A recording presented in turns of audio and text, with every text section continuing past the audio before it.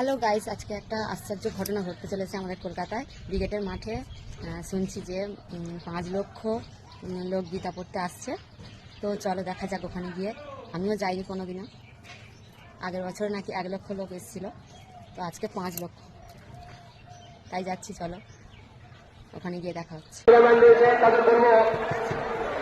जो महाराज जी का फोटो ले रहे हैं कृपा करके थोड़ी देर में उसको खाली करें। जो कार्यक्रम सामोद्य में योत्समाननदेक्षेहम्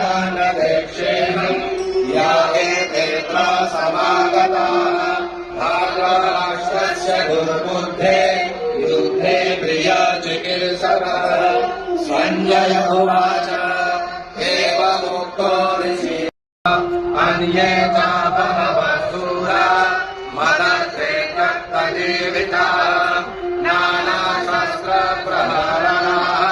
सर्वे युद्धविशारदाः आपर्याप्तम् तदस्माकम् बलम् ग्रीष्माभिरक्षितम् भीष्मश्च कर्णश्च कृपश्च सनिषिञ्च